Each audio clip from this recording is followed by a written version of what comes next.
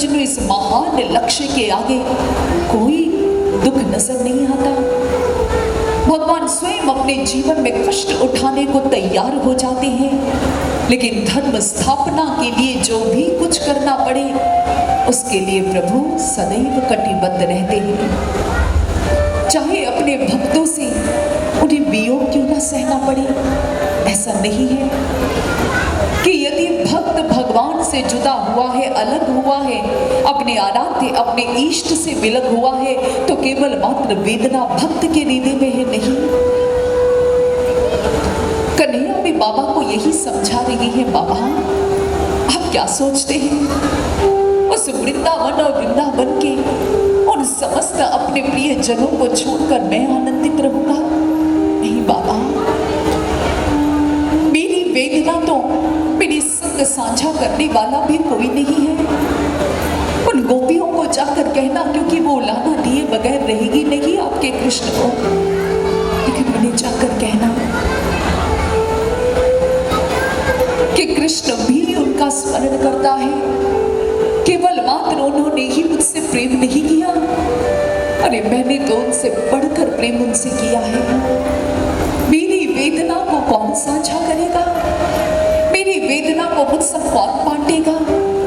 उनके लिए तो फिर भी वे एक दूसरे के कांधे पर रखकर रो लेंगी अपने कृष्ण के लिए, लेकिन कृष्ण किसके आगे रुदन करेगा? उन्हें कहना कि उनका भगवान, उनका आराध्य, उनके प्राण कृष्ण, वह भी उतने ही आज विचलित है, उतने ही प्रेम सागर में डूबे हुए हैं जितने वो स्वयं डूबी हैं। लेकिन मैं धर्म की स्थापना एवं अपने कर्तव्य पथ से कभी विमुख नहीं हो सकता बाबा।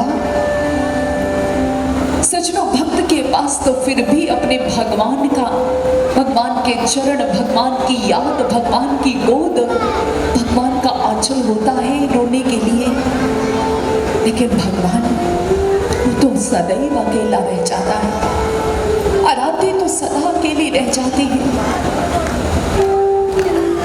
इसलिए आवश्यक है कि हृदय से अपने भगवान को, अपने आराध्य को खूब प्रेम कीजिए।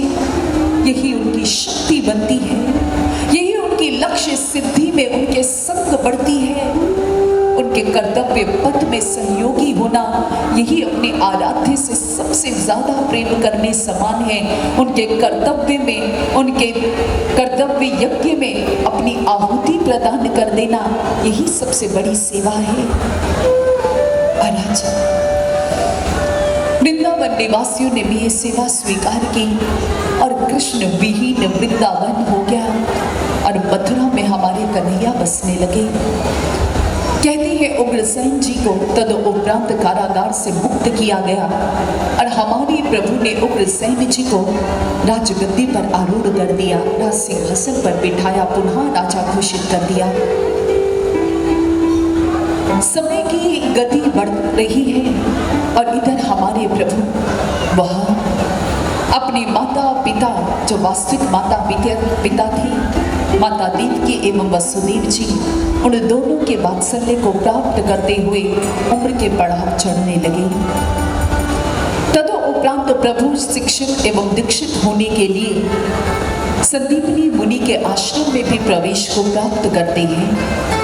कहते हैं कि बहुत अल्प समय में, कुछ ही दिवसों में हमारे प्रभु ने संपूर्ण शिक्षा दीक्षा को प्राप्त कर लिया और तदुपरांत वापिस लौटे हैं। अब मथुरा से प्रभु का गमन होता है और तदुपरांत प्रभु निश्चय करते हुए अपने लिए एक सुंदर द्वारिका नगरी का निर्माण करवाते हैं। कहते हैं उसकी संपूर्ण सुरक्षा व्यवस्था को ध्यान में रखते हुए उस नगरी का, ऐसी भव्य एवं सुंदर नगरी का निर्माण किया जाता है जो ठीक सागर के बीचों बीच बनाई जाती है।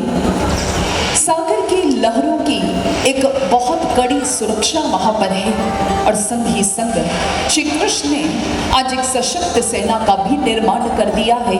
और जिस समय द्वारिकाधीश के सिंहासन पर आरूढ़ होने का समय आया तो सर्वसम्मति से श्री कृष्ण अब द्वारिका के सिंहासन पर आरूढ़ होते हैं, उस सिंहासन पर विराजते हैं। और अब हमारे प्रभु श्री कृष्ण जो वृंदावन के लाल थे, जो वृंदावन का कन्हैया था, आज वह द्वारिकाधीश हो गए, द्वारिका के अधिपति हुए और द्वारिकाधीश श्री कृष्ण के नाम से आगे व्रत में वह प्रसिद्ध होने लगे। हमारे कन्हैया की छवि कहते हैं सबके मन में बसने लगी थी। संपूर्ण आर्य व्रत में हमारी कन्हैया जहां अपनी राजनीति कूटनीति के लिए प्रसिद्ध होने लगे, कहते हैं वही द्वारिकाधीश श्री कृष्ण जिनके आकर्षण से कोई बच नहीं सकता था, आज हमारे प्रभु ने ऐसा ही सुंदर और आकर्षक रूप धारण किया हुआ है। कहते हैं कि प्रभु यौवनावस्था को प्राप्त हो चुके हैं और ऐसे सुंदर सजीले युवक नजर आते हैं कि उन पर तो देखते ही किसी का भी मन आ जाए। ऐसे मनमोहन ने सबका मन मोहना प्रारंभ कर दिया है। और कहते हैं आर्य व्रत की स्त्रियों में, विशेषकर नव बालाओं में जो युवती बालाएं थी, उन सबके मन में कृष्ण को पाने की चाहत है, कृष्ण को अपने जीवन संगी के रूप में पाने की चाहत है। लेकिन हमारे प्रभु अपनी समस्त राजनीतिक कार्यों में एवं सुरक्षा व्यवस्था, इन सब राजनीतिक व्यवस्थाओं में इतने अत्यधिक संलग्न है कि अभी तक प्रभु को विवाह का विचार ही नहीं आया। लेकिन श्री कृष्ण जिस समय इस विवाह से बिल्कुल अनभिज्ञ थे, तो वहीं पर आर्य व्रत की बालाएं तो कृष्ण को अपने मन में बसाई हुई थी। सचमुच ऐसा सुंदर अवतारी पुरुष धरती पर आए तो कौन मन न दे बैठेगा।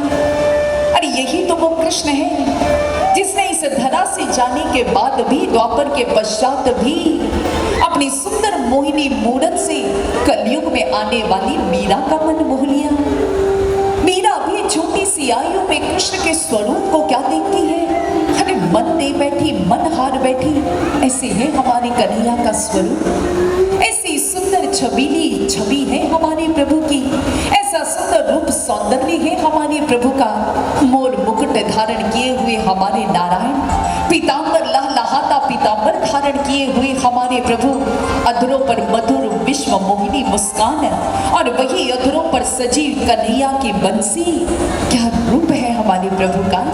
और जिस समय प्रभु वक्र चाल से जिस समय इस प्रकार खड़े होते हैं, त्रिवक्री मुद्रा में जिस समय खड़े होते हैं, तो भक्तों का मन मोहने में प्रभु को समय नहीं लगता। हर ऐसी छवि है हमारे प्रभु की, ऐसी छबीली अदाएं हैं हमारे प्रभु की, एक बार भी कोई देख ले तो अपना मन ही अपने कन्हैया को दे बैठता है।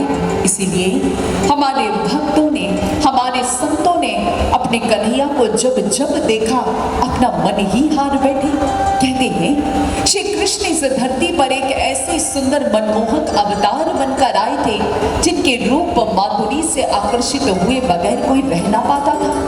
एक बार कोई कन्हैया को देख तो ले, आंखों में कन्हैया बस ना जाए, मन में कन्हैया बस ना जाए, अरे ऐसा कैसे हो सकता था।